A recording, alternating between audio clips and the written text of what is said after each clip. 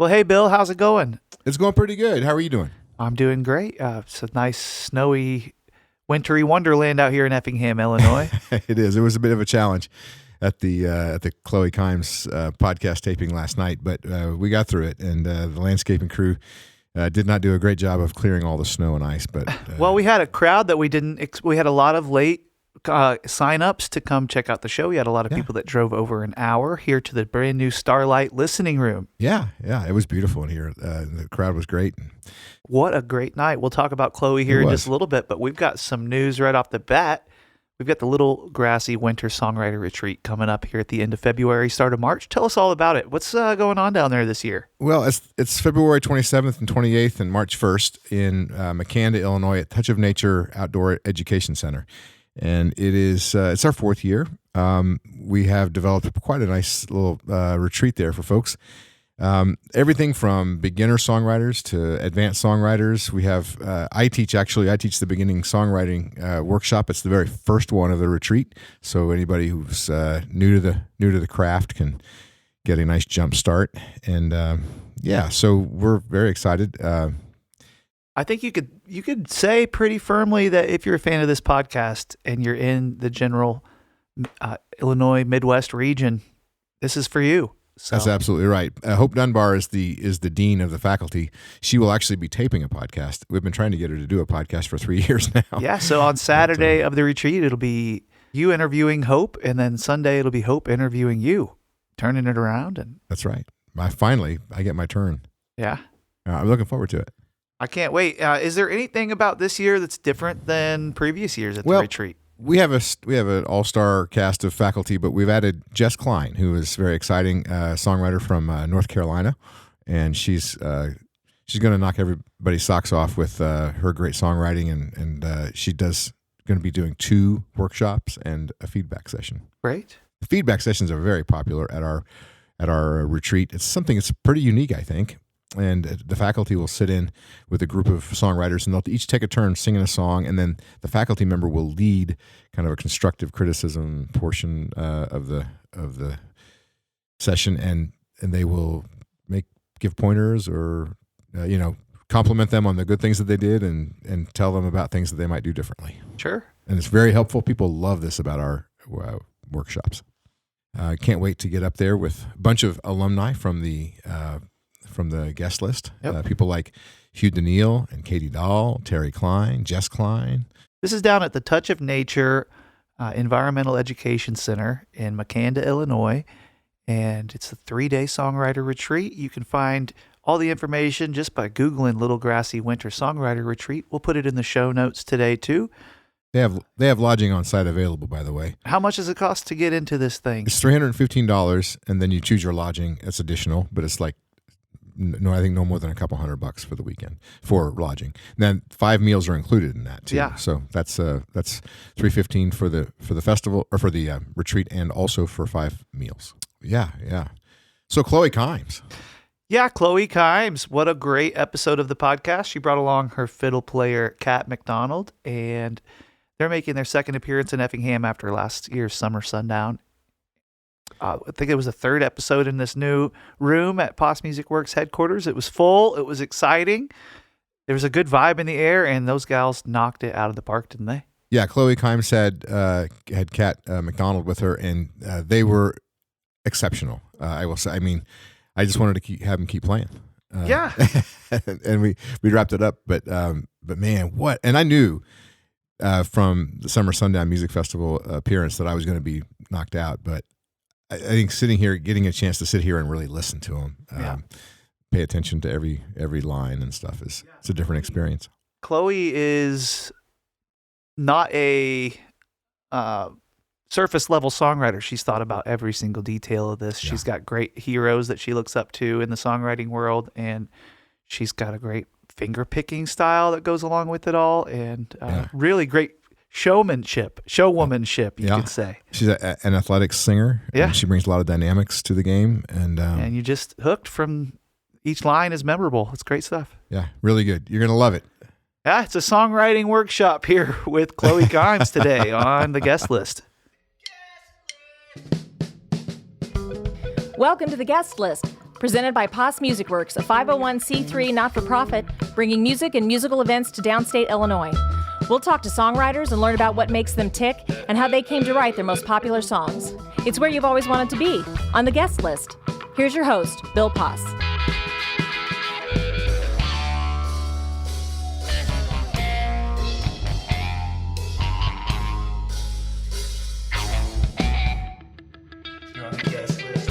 All right, folks, you're right where you always wanted to be, on the guest list. How about a nice warm welcome for Chloe Kimes and Kat. What's your last name? I don't even know. McDonald for now. Kat McDonald for now. All right, it's going to change. All right. Does that indicate that you're getting married or divorced? Good getting news. married. Yeah, good news. Okay, good. All right, I'm glad to hear it. Very good. They come to us via some touring, but from Nashville, and we're going to get started right away with a song from Chloe Kimes. She was a performer at the Summer Sundown Music Festival, which is where I first heard her. I was flipping burgers behind the stage, and I was like, "Who is that singing? That's fantastic!" And it was Chloe Kimes. So we'll get started with a song here. Thanks for having us. Yeah, I'm glad you're It's here. good to be here, everybody. Thanks. This is called He Still Listens to the Radio, but it has two titles, just kind of depending on who you are and how you're feeling. I also call it Hammer and Nail Me. Hello. All right. 1, 2, 3, 4.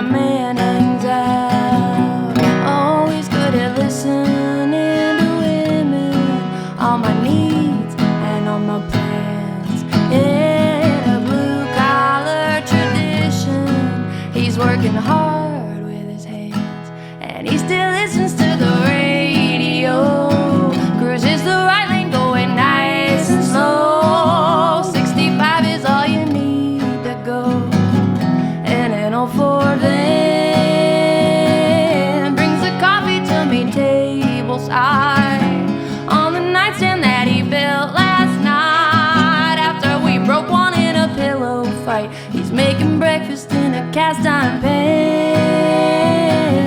He still listens to the radio. He's real good with his hands.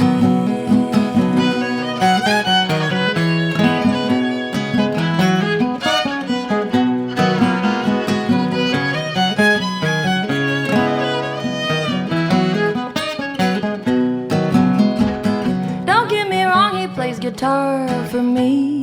That neck looks tiny in his grip. He's effortlessly working hard for me.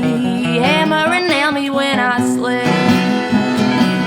Oh, he's good at listening to women, how I speak and how I move. He's got a real good taste in music that he doesn't have to prove. So he still listens to the radio. Cruises the right lane going nice and slow. 65 is all you need to go. And an old Ford van brings a coffee to me tableside. On the nightstand that he built last night. After we broke it in a pillow fight. He's making breakfast in a cast iron pan. He still listens to the radio. Real good with his hands.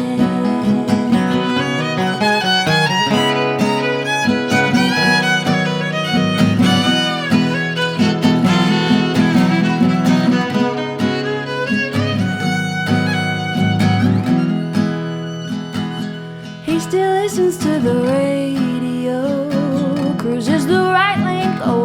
nice and slow. 65, it's all you need to go.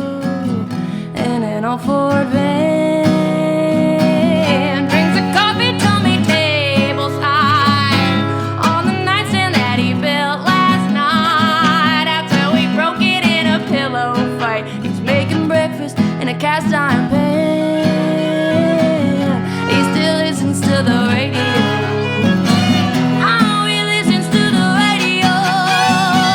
I like a man who likes the radio. He's real good with his hands.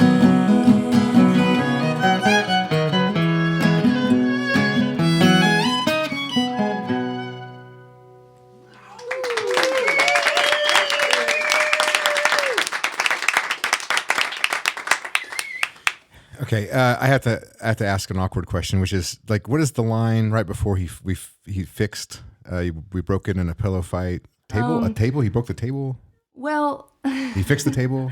well, he built the table, Right. and then we broke the. I guess the idea is the table got broke, Right.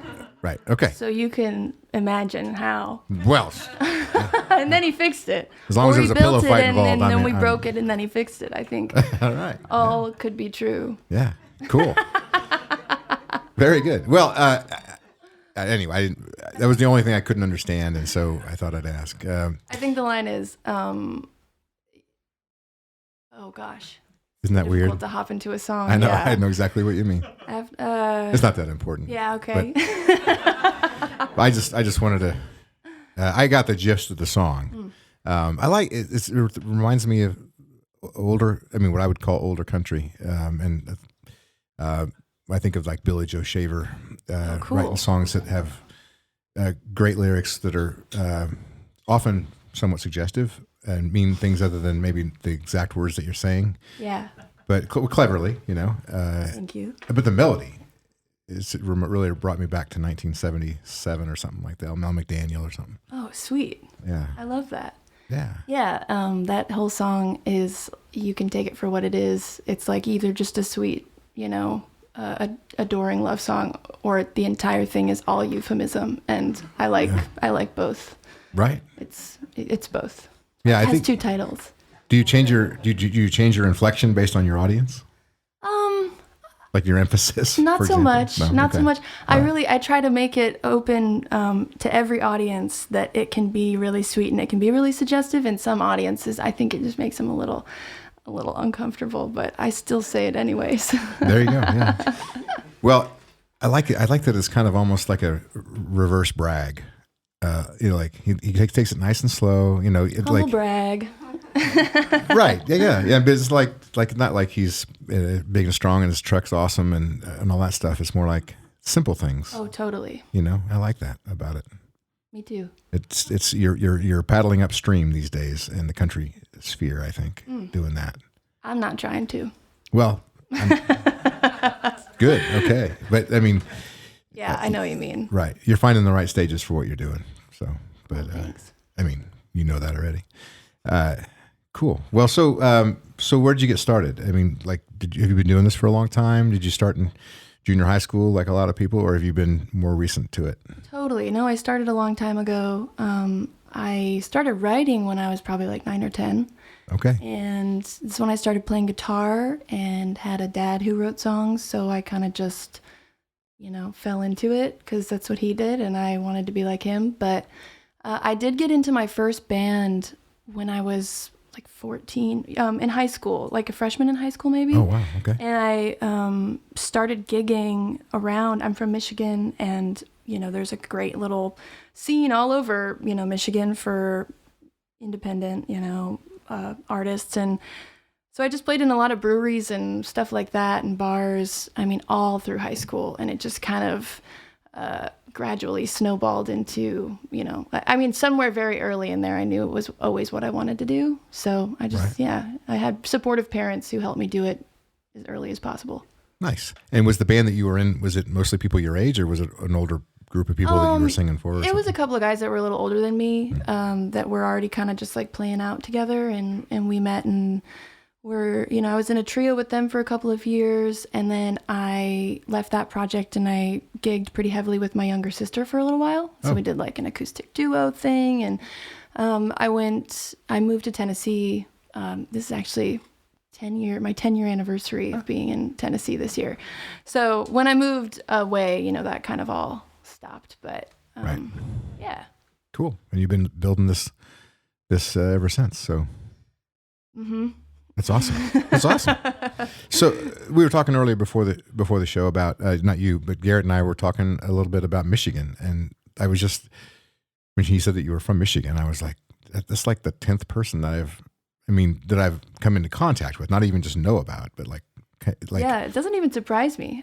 Do you mean like in the music scene or no, like just our in general? Festivals and stuff, like Patty Prashela, Billy Strings. Yeah. They're good friends of mine. Yeah.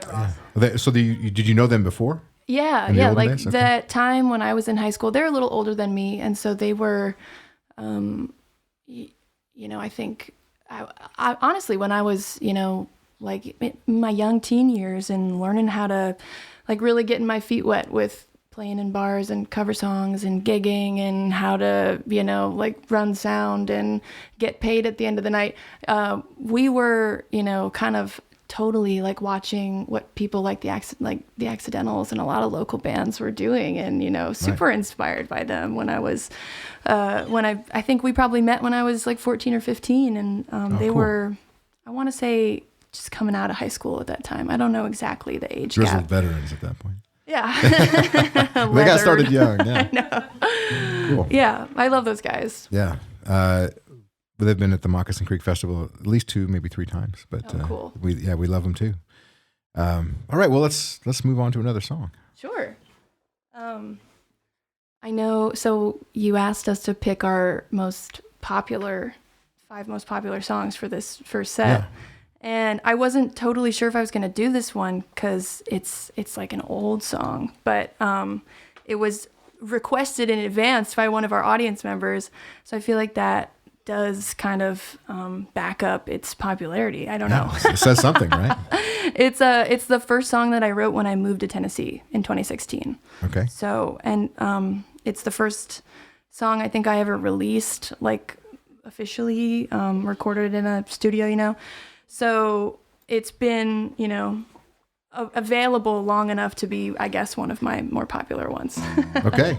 Yeah.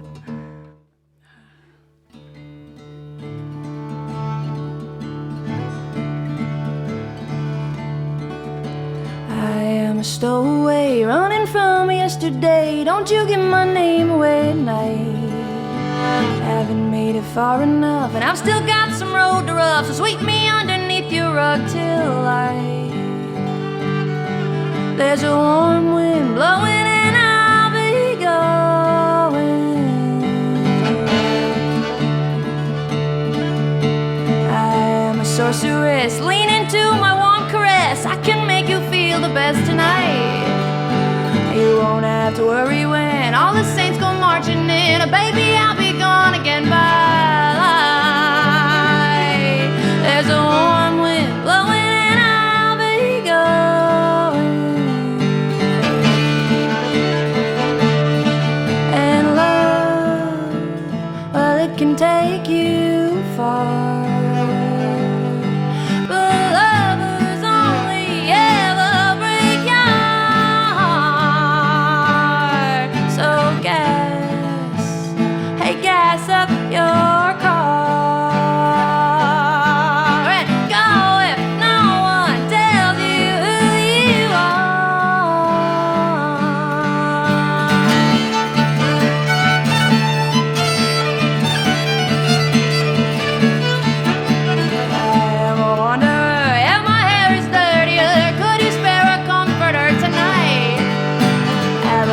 Trust in me, I won't steal your jewelry. I just need a place to sleep till light. There's a warm wind blowing, and I'll be going. I am a pretty face, tell me how it's gone to waste. Use me for your own escape tonight. You're not too good to lie, oh, you won't ever see me cry. You'll be just another guy by.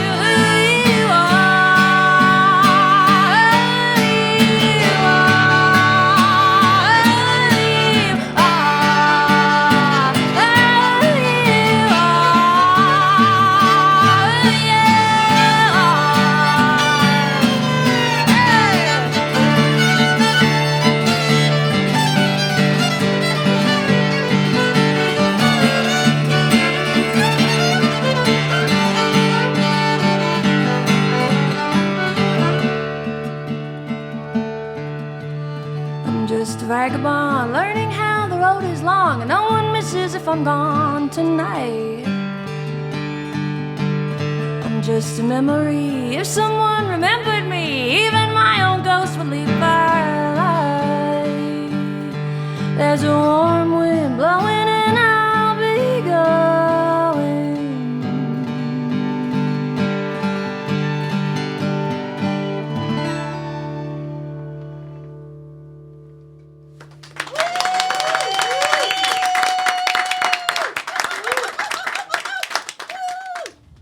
Well, that's quite a rollick.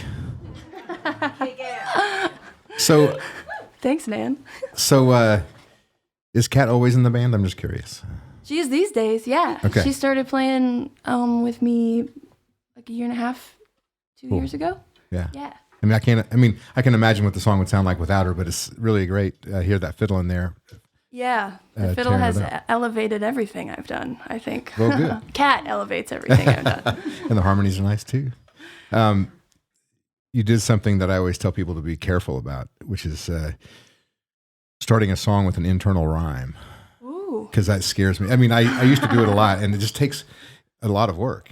It does, and I do it so often, I think. And then I Is that get right? halfway through and I'm like, why did I? Yeah. I labor over the syllables and the rhymes, but that is, I mean, that's, Yeah. I like it that way too. So. Good challenge. Yeah. And sort of what's the word? I'm going to avoid using that word. I just looked it up yesterday. Libertine. More. That's not really the word I want to use. It's more like vagabond. Is not the right word either. More like gypsy. Yeah. I don't know. Yeah. Freewheeling. Freewheeling. Something about moving, isn't it? Maybe you just moved to Nashville when you wrote that song.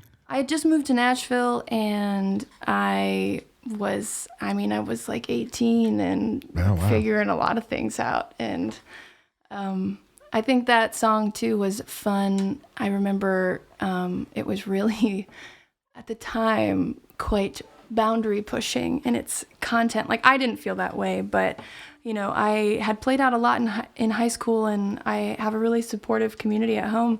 And I remember when I recorded that, was the first thing I ever really put out, and I sent it to my hometown radio station, and they played it. And you know, I remember getting a lot of really good feedback, and then getting like a little bit of feedback that, like, I don't remember if it was messages on Facebook or people, you know, talking to my parents like, wow, it's your Chloe moved to Nashville and now she's just getting around and No. like just really grew up there, you know. And it's like, okay, that was a moment for me, and you know, really evaluating what it is to write songs and just, you know, share them with people, and how everyone's going to kind of project their own ideas about you know, in that process. And I'm okay with that. That's part of the job. Right. And sharing yourself is part of the job, even if you're not always doing that. I mean, it's kind of hard to. People say that you're no matter what you write about, you're always writing about yourself to some degree, right? For me, for sure. Yeah. The word I was looking for was bohemian. Oh yeah. Okay. It was way back there though. Anyway, I can relate to the scariness of putting out songs that you write that you believe, you know, even if they might not be sort of have your name in the song or something, right? But like, I've done that where I've put some songs out here that people didn't take very well, and then they're loath to tell you that in person, you know. Yeah, I do know what you mean. But it's actually, it's kind of become my favorite thing about songwriting too. As much as I just like made a joke, you know, I think my 18-year-old self was like, oh, cool, one more thing to be self-conscious of, you know. Right. But definitely, you know, I've always kind of felt that songwriting is a way, it's just kind of how I'm communicating with the world around me. But I feel like I can say anything that I want and kind of just maintain like plausible deniability because it's a song. And you know what I mean? So I think I look at songwriting as this simultaneously this really exposed space that also is just like my safety blanket. Yeah. I mean, You can say whatever you want about a song too, you know. Yeah, like you'll never really know if it's actually like a real thing that happened to me or a real person, you know. Sure. And oftentimes it is, and sometimes it's not. And Right. you know, I don't want to say so because it takes away from the listener's experience, I think. Right. And their when they're relatability putting of it. themselves in it. Yeah. Yeah. Yeah. I think it's fun to write songs that are a little dangerous, and for that reason, because people frequently want to be able to have that experience of putting Mm-hmm. themselves in the song, that they wouldn't personally do that thing or even imagine themselves doing that thing. So you've imagined it for them, and Absolutely. Yeah.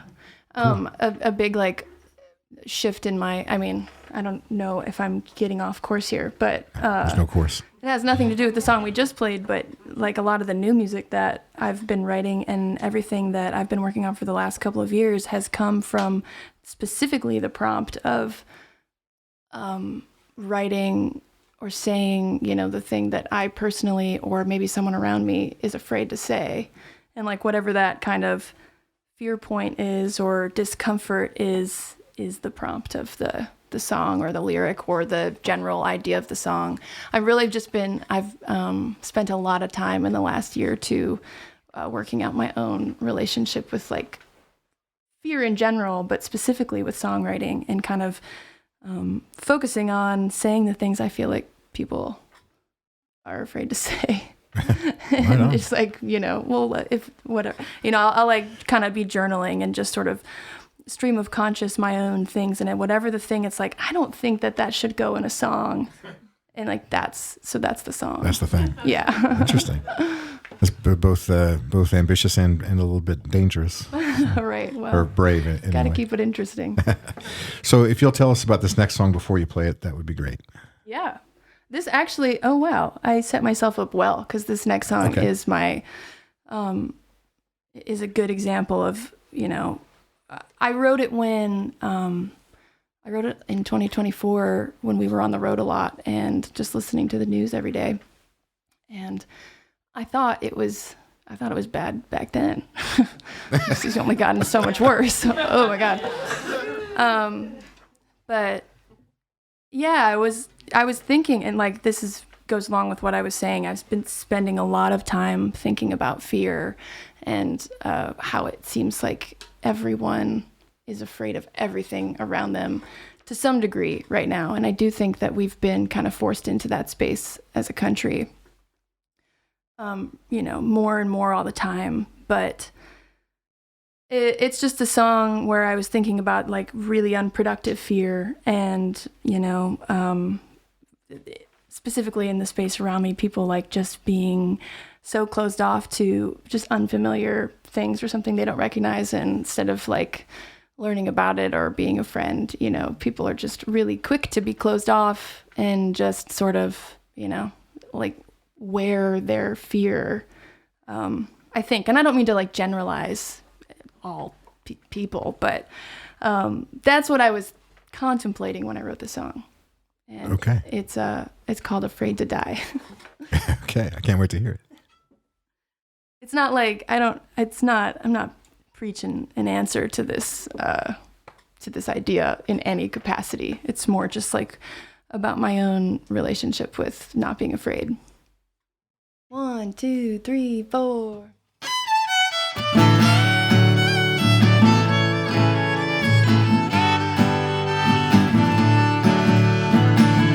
Think gotta stop taking less. Think I'm gonna turn in this test. Tell me how many no's can a kid expect before the circle straightens out? City's feeling like a tiny room. Catch me over at the Greasy Spoon. I got 50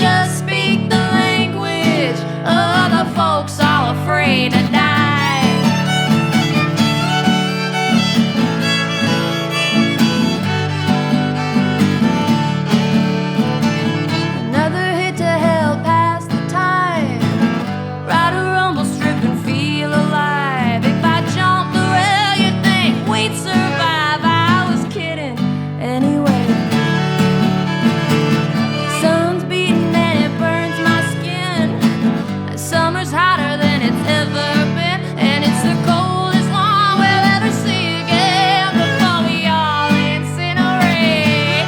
Well, I'm gonna get my head right. Mind if I spend the night? Nice to see an old friend.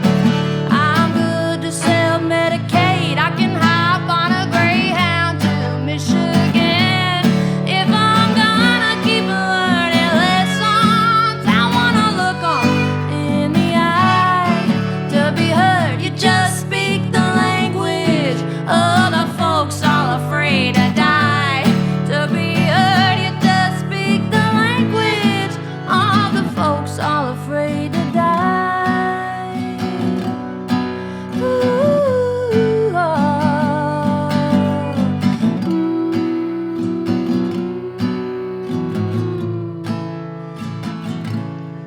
well, not much here to leave behind, 'cause love it goes with you when you cross the line.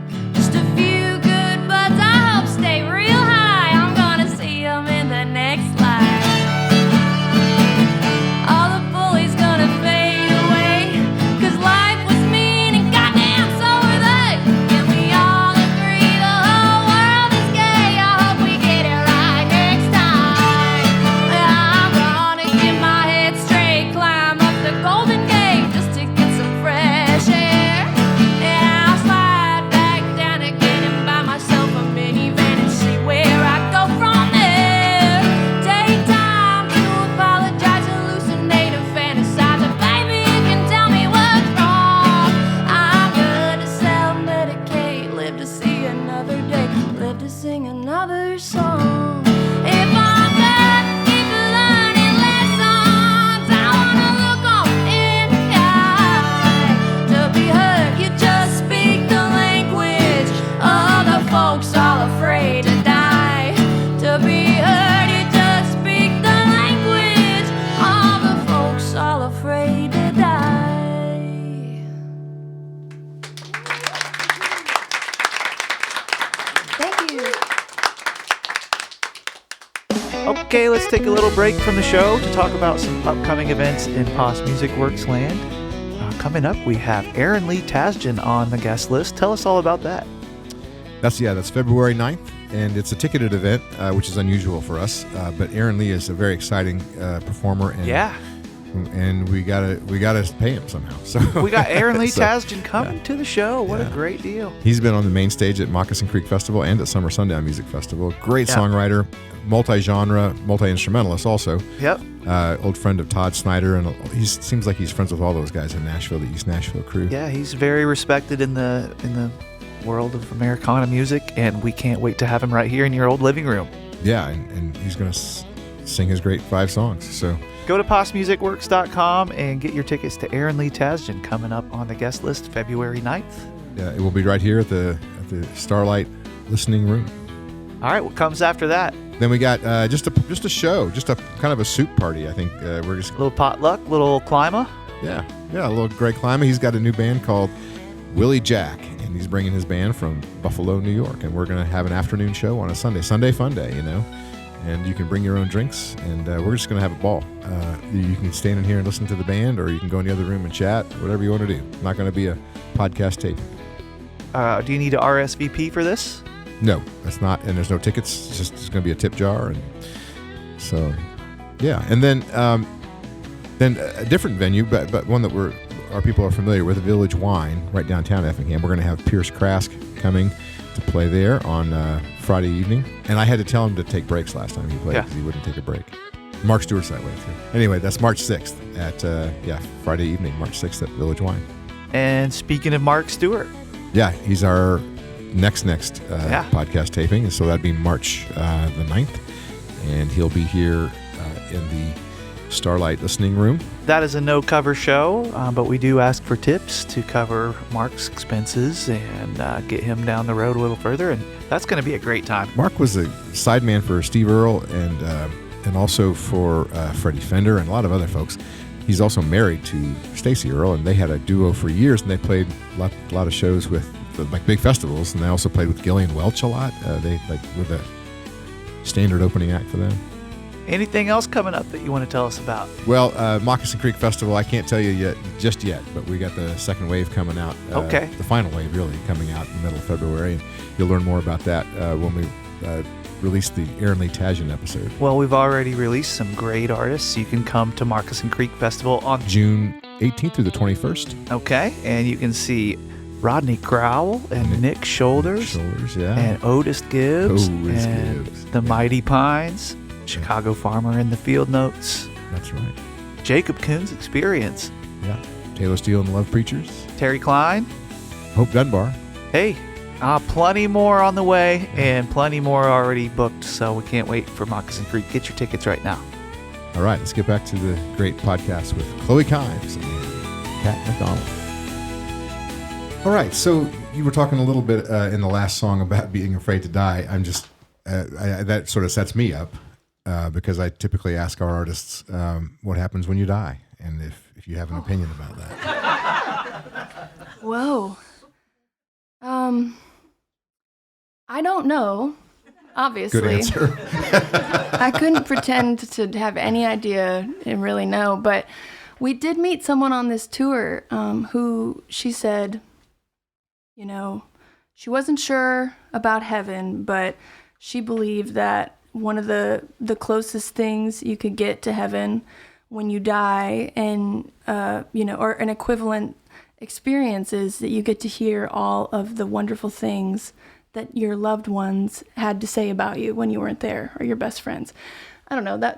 She said that. Her name's Lily, and I thought that was really beautiful and a fun way to think about. I think it reiterates maybe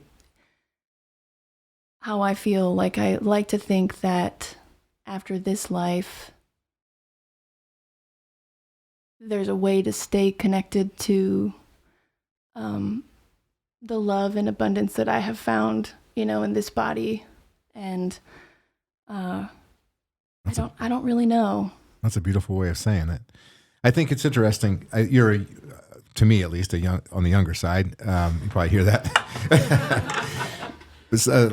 I guess what I always think about, seeing the people who have already passed before me, as more than I think about keeping track. Although I have a son, and so that's one of the things that I'm afraid of, is losing track of whatever happens with him. So I hope that both are true, but I have no expectation that I'll know exactly what's going to happen until it does or doesn't.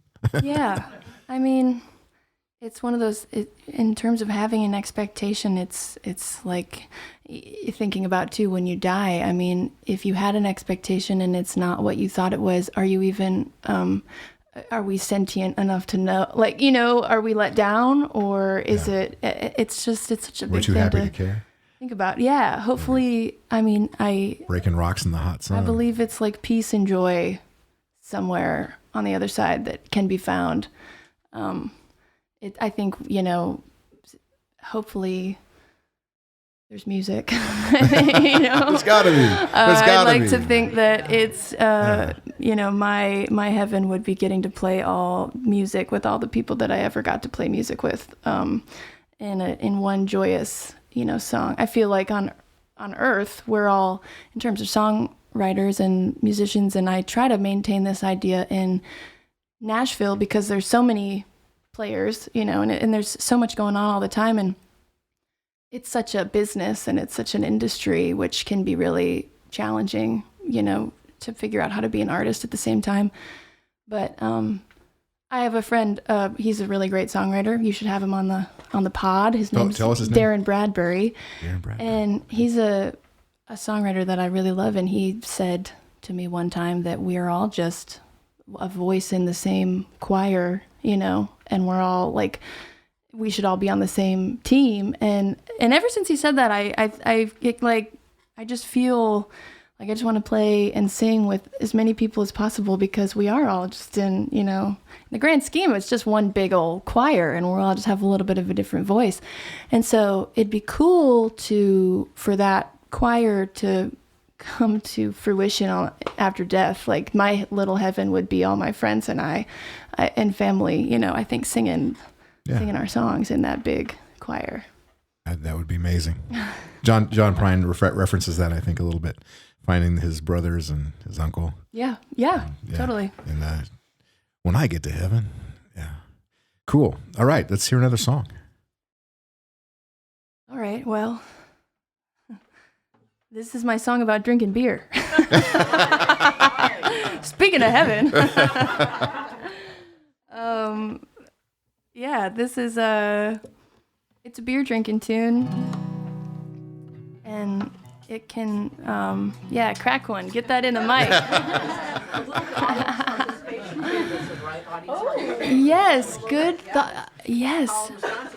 Definitely. When we play this one on stage, usually, I try to really get the crowd singing along. And of course, this is so cozy and intimate. I'm trying to stomp my foot. I have such a foot stomp habit.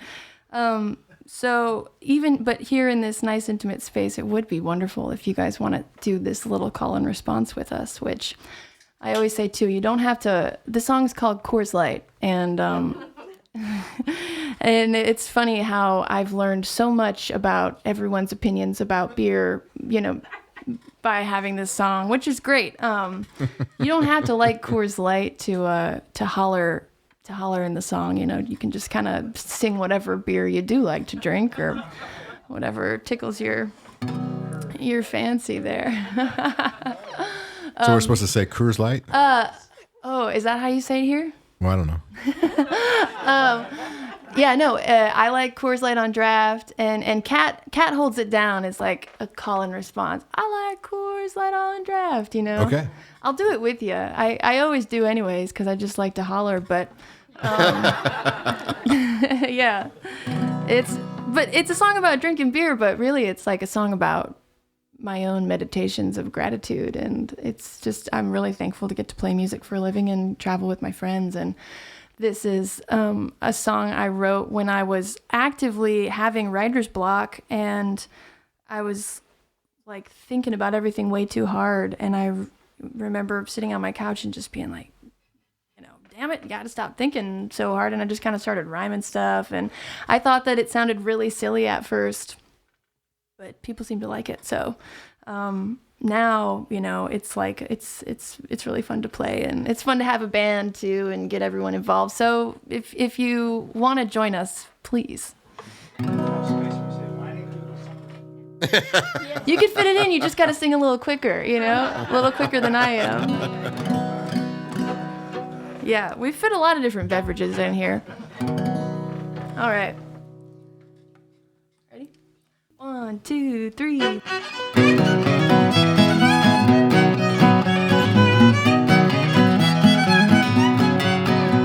Well, coffee in the morning and a beer at night. A beer anytime the time feels right. Whiskey when the beer needs a break from the fight, and we'll start all over in the morning. I kiss you in the morning, make love at night. Loving anytime the time feels right. Hold me on the couch till the stars shine bright, and we'll start all over in the morning. I ran 100 miles, I never lost a pound, 'cause I'd rather be all filled up when they put me in the ground. Well, the best advice I ever write was keep it forward, never straight. I like Coors Light on draft. I like Coors Light on draft. I never seen a figure who could pick like that.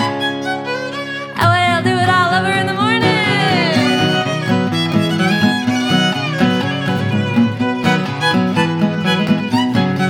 Yeah, well, head out the window, foot on the gas. We can go anywhere, won't go fast. You pick the exit, we'll have a blast, and we'll start all over in the morning. On itty bitty town off 75, antique lamp 1885. We got a good deal now, let's hit the dive, and we'll do it all over in the morning.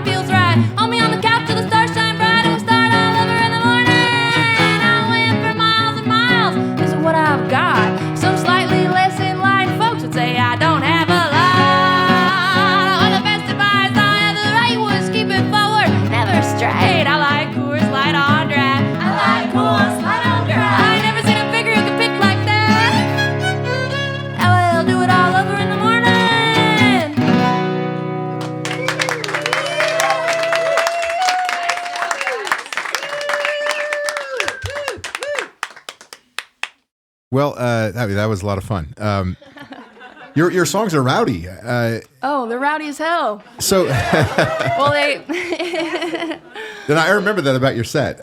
Do you write slow?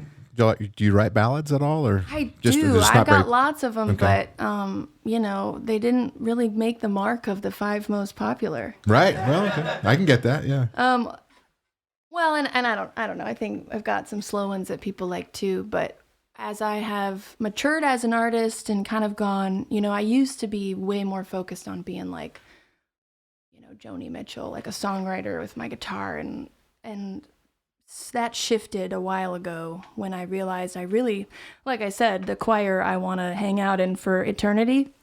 I want to play music with people, and I way prefer to have a band and to just like rock out. And my songwriting has also, having a band and getting the power, like sonically having a lot more power, has really helped me tap into a much more like punk part of like, songwriting. So I feel like when we have, we're often usually traveling in like a 4-piece, sometimes in a trio, but we try to, keep it rowdy because I like when music is fun and I want to stomp around and holler, and I like when people holler back, and it's been a fun part of this band. Well, man, I've really loved having you on the guest list. 4 rowdy songs. Is the last one rowdy too? It's actually less rowdy. Okay. I'm not judging it. I love. If you knew my music, you know I write rowdy songs. But man, yeah, I could totally switch up the set, but no, don't do that. I think I'm gonna go with the original 5th on my list. Yeah, I think you should trust your judgment. Did you ask anybody besides Nan who your what your best or most popular songs are? I asked Kat. Okay. And did you discuss at length? I mean, is this something that you? I'm biased. I like a lot of them. They're all very popular to me. I just wondered if there was a process at all, or if you just. We spoke about it in the car. If it was obvious. And then I looked on my Spotify and I thought, okay, I just like can go by the numbers. And the 4 we just played are my top 4, I think, on Spotify. And the 5th one, the one I'm gonna do is number 6 on my Spotify list. Okay. So switching up a little bit, can't make it too obvious. Did you find it to be a useful exercise? Thinking about this? Yeah, especially at this moment because we actually just finished making my next record. Okay. And so I have a big body of work that I really want to play, but it's not out yet. No one really knows a lot of the songs, and so it is cool to like, especially as we're trying to figure out what the new set should look like as we work in, when you're trying to get people familiarized with the new album and Right.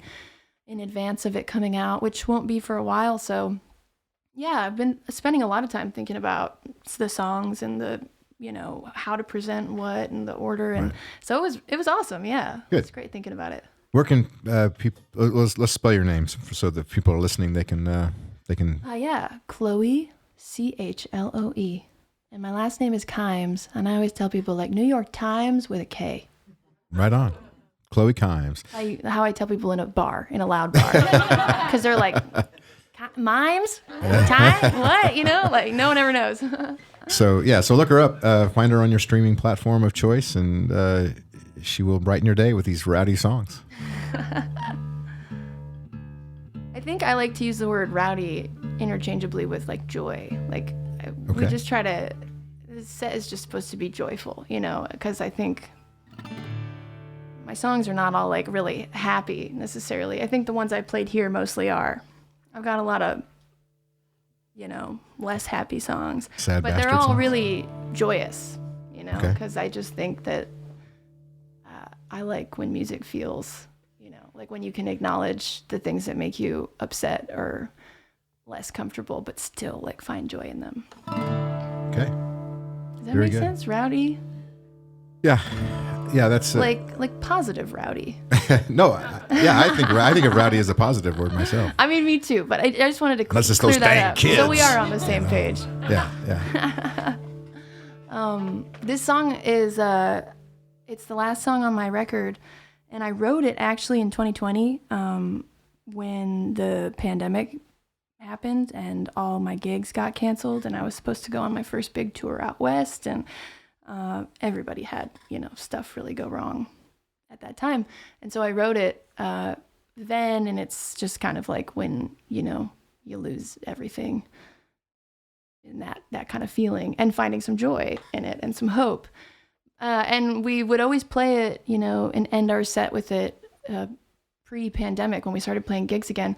But I've continued really playing this song because as like the climate of our country has just become, more like we're just so much unrest. It's like there's bad rowdy. Bad rowdy.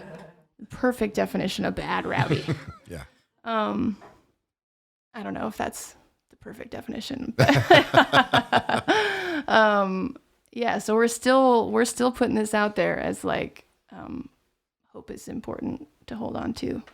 And I didn't think that it was going to get a lot worse than the vibes in 2020.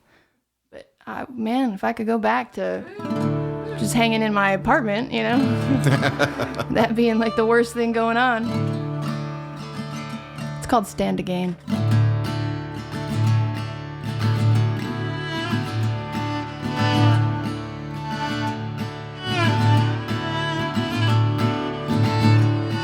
This river where you found me, I was just trying to swim away. No sir, I was not drowning. Pull me back so I can see another day. Pull me back so I can swim and see my family. Pull me back before you play me just the same. I'm only stopping for the ones who understand me. From down here, well, I only stand again.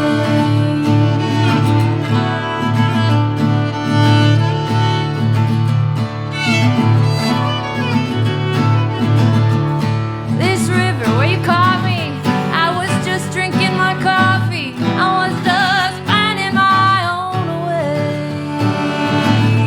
You see, I think that I am confused, a helpless bird that's soft and bruised and used, and not like I used you out of my way. Let me be so I can go and see my family.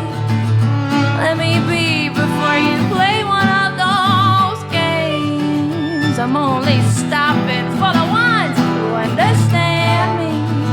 From down here, well, I only stand again. From down here, you see, I only stand again.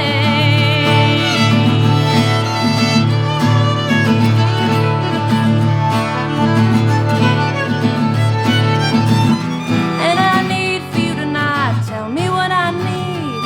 And I'd like for you to not tell me what I'd like. I got nothing I need, nothing I want, nothing but to swim along tonight.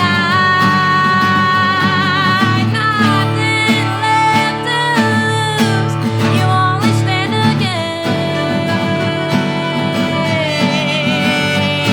But nothing left to lose, only stand, only stand, only stand, only stand again. When you got nothing left to lose, only stand again. Nothing left to lose, you only stand again. I'm gonna stand again. I'm gonna stand again. I always stand to gain or to gain.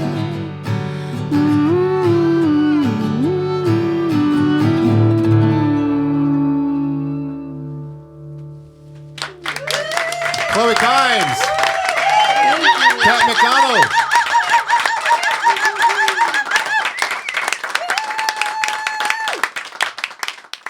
Okay, thank you to Chloe Kimes for another great episode of the guest list. And we'd like to talk a little story time. Bill just got back from Songwriter Heaven, Folk Alliance International in New Orleans. It's a little intimidating. It is awesome because you get to hear a million great songwriters, but it's also a little intimidating and kind of makes you question all your life choices when you go there and you hear all these amazing performers. Yeah, one after the next. Yeah. It's usually a few private showcase or a few official showcases in the ballrooms that you can go see the big bands, and then after about 9 o'clock, it turns into a free for all in the upper levels of the Sheraton. The Sheraton, yeah. Yeah, and Sheraton. You can go see 100 shows a night. Yeah, you could if you wanted. We saw several each night, and JJ and I played one showcase. We had a great time with Graham Weber and Jim and Sherry Patton, and we had a great trip all around, except the drive home was horrible because we had to drive through northern Mississippi, and that really sucked. Yeah, you guys got caught in Winter Storm Fern, the big ice storm. Yeah, it was the worst part of it right there south of Memphis, and we had to drive across 60 miles of frozen washboard. I saw you guys' Facebook post about heading out towards Mississippi, and I was going to text you and say, you guys probably might want to double check the weather, and then I saw the Facebook comments telling you, and I just thought, that's been taken care of. They'll figure it out. Right, absolutely. Because we were going through it up here while you were down there. It was treacherous, but we made it. Okay, well, we were worried about you. But it was fun there. We saw our friend Steve Poltz. Did you tell him to come on the podcast? I did, and he kept saying, I want to go to your festival. I said, well, I made an offer on the spot to him, and he's like, I can't do it. I was like, well, come to this podcast then. So we had a great time talking to him. Good. And one of the things I guess that I would say is it really was refreshing because people saw what we do, and some of them knew, like Steve and others, but when they saw what we do, they were just kind of blown away by how much we get done and what we do for the community here. And so I was really gratified by that. And so you mean talking to people about Pos Music Works? Yeah, Pos Music Works, what we're doing, like with the podcast, but also with the festivals and the retreat and the shows, and love to hear it. The community building that we're doing. So that was awesome for me. Well, personally, I get a lot of information from Folk Alliance on how to put, Pos Music Works to work. So it's a nice symbiotic relationship. The panel discussions at Folk Alliance are amazing, and you can really learn a lot if you're clued into who to listen to.